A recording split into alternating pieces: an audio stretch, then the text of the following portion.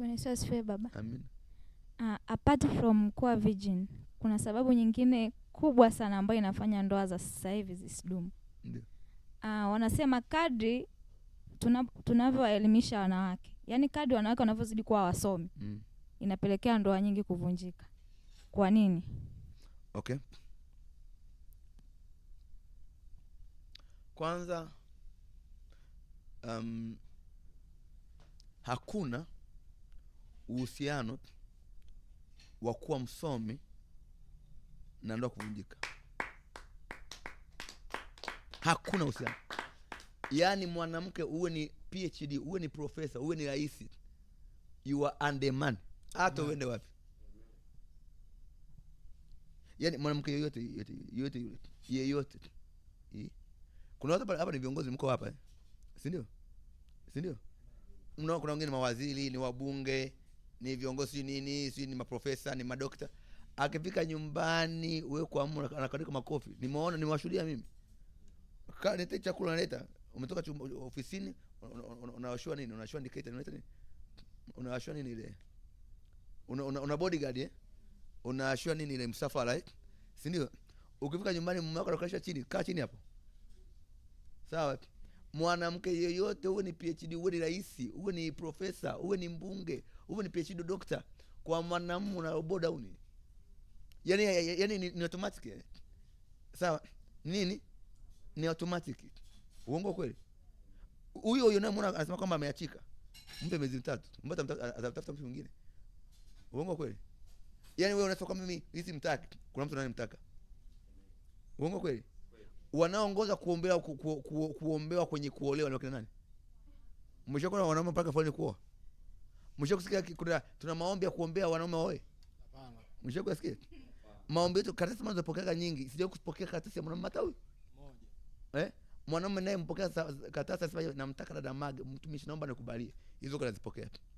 Si ndio? Lakini naomba kuolewa ndio zimejaa nyingi. Si ndio? Umeelewa? Kwa sababu hata wewe ukimwacha hapa, wewe hapa uweze bila mtu hapa, yani hapa, si ndio? Ila sasa unaweza bila mtu, unajua. Na kaishi. Mwanamume anaweza kabila mwanamke na kaishi kabisa.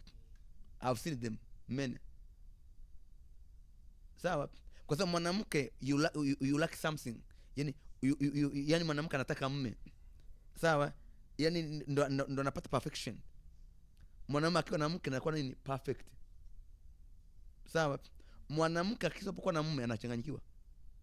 Ndio maana wanawake wote ambao hawajaolewa ni miaka 45 wanakuwa kama vile akili hazijakasa. Na waambiwa ukweli, tafuta mwanamke yeyote ambaye hana mume, sawa? Yaani akae na mwanamume, yani umeelewa? Sawa? Lazima aolewe. Au kisayansi. Ni kiroho kabisa. Kiroho kabisa. Mwanamke alivyoumbwa lazima awe na nini? Na mume. Kwa ndio maana tunawaombea sana wanawake waolewe. Sawa? Mwanamume asipoolewa ndio vugu zatoka duniani hizi. Kwa sababu mwanamke, Biblia inasema mke ni kwa mume, mume ni kwa bwana, si ndio? Umeelewa? Amen. Mwanamke Mungu amemuumba mwanamume akutiishe, uwe under. Si ndio? Uwe na mtu uwe compatible, uwe under guidance. Amen. Sawa? Ndio maana mwanamke yeyote anataka mume wake au na akili kumzidi. Amen. Mbona umepiga makofi sana direct? Baba rudia tena. Baba hiyo ameipenda sana. Mwanamke yeyote anayejielewa lazima awe na mwanamume anayemzidi akili. Sawa? Mwanamume asiyekuzidi akili liacha lifai bogas. Box hilo. Sawa? Umeelewa? Mwanamume ili mwanamke inabidi aolewe na mwanamume anayemzidi akili. Functionality, upeo, uwezo.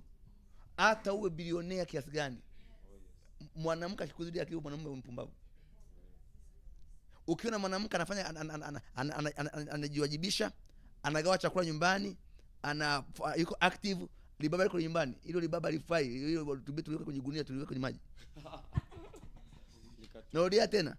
Mwanaume ambaye kakaa nyumbani mara kama bogazi, mwanamke anahangaika analeta chakula, chukua kiroba au gunia lifunge pale tupe mtoni. Mmenisikia? Amen. Yaani ukiolewa mwanamke, si ndio? Unahangaika, si ndio? Mwanaume limelala. Alifanya chochote? Alitoa matumizi, alifanyaje? Linakunywa pombe, alitoa matumizi, alijai familia, liko tu mwanamke anahangaika na watoto somesha. Omba Mungu tuweke kwenye gunia, tudumbukize kwenye mtoni. Hiyo ni dampo tutuenda na madai, yani nilikuwa naomba tutengeneze dampo ya kudampo wanaume ambao hawatunzi familia. Mwanamume lazima uweze kusimamia nyumba yako. Uweze kumkutuma mimi hata mke wangu alikuwa waziri, si ndio? Mimi nauza karanga. Nitauza karanga sawa sawa niishe familia. Amen. Sawa? Nitauza karanga sawa sawa. I can't depend on my wife. My wife must depend on me. Sawa? Mwanamke inabidi anitegemee nini? Hata kama nauza karanga, nitafanya bidii niuze karanga za kutosha. Ni provide my house. Nipeleke watoto wangu shule. Nifanye hivi. Yaani nije hapa mka anaeche ya mezani. Huyu ni mwanamume bogazi. Eti mimi mambo yaende. Ndio mambo amekupa kifua, amekupa na ndevu, amekupa na hii sauti na koloma. Unakoloma. Sawa? Mwanamume anashika mwanamke. Unasema mwanamume. Wewe ni bogazi wewe. Sawa? Mwanamume ni provider. Sawa? That's why tunasema the king is the father, is Lord. Umeelewa? Na mwanamume ambaye ana wajibu, ana kazi ya kufanya, hapasi kuoa.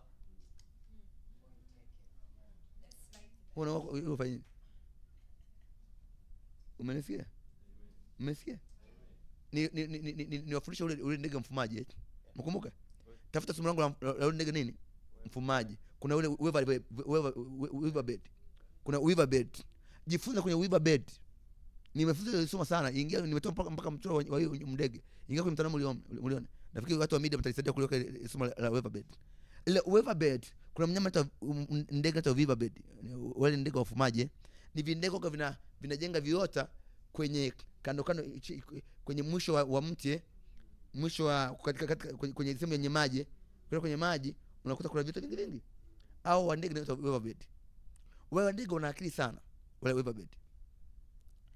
Binti ndege wa kiume inabidi atengeneze kiota kabla hajachumbia. Sawa? Atengeneza kiota na kiota lazima akilengeshe karibu na nini? Na maji. Sawa? Akishakitengeneza vizuri, anakwenda kumwambia mdada nakupenda. Ndege mdada anamwambia bwana, nionyeshe unanipenda, nionyeshe nyumba yako ulioijenga. Sawa? Anakwenda kwanza muonyesha unajenga wapi, na mmoja unajenga wapi? Na mimi najenga pale. Sawa? Anakaa pembeni na mchungaji anaanza kujenga. Mdada ametulia. Huyo weaver bed. Anajenga kiota na maliza. Mwanamume anabeba majani mwenyewe, asaidiwe na mume. Anajenga kiota kimaliza. Akamaliza kiota. Mwanamke anakuja na kichunguza, anakiangalia. Tena narudi. Hapa hajamkubalia. Analika wanawake majiki wenzie. Sawa? Wanakwenda unataka vindege vingi kwenye kiota. Wanachagua kiota na kuchunguza, je, kiko salama, kiko sawa sawa? Kama kiko sawa sawa, namwambia nakataa, sikubali. Tengeneza upya. Anatengeneza na kubali, kikaa sawa, akaona kitu kimekaa strong. Akiweza kudondoka, nyumba iko sawa, sema mwana akili anamkubalia. Hapo ndo nakubaliana sasa, anakuwa mka hata kizaa watoto wako salama. Lakini wewe ni mwanaume alina kazi, alijishughulishi, alina pa kulala, ninadaiwa kodi, unakubalia. Wewe ni kichaa.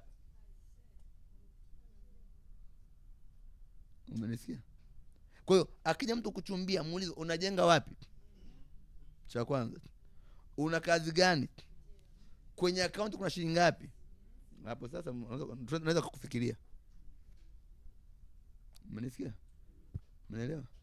Na ndio maana kijana kimpenda mdada anakupa vitu, anakuletea simu, anakuletea milioni 2, milioni 1, anataka kuonyesha kwamba liko responsible.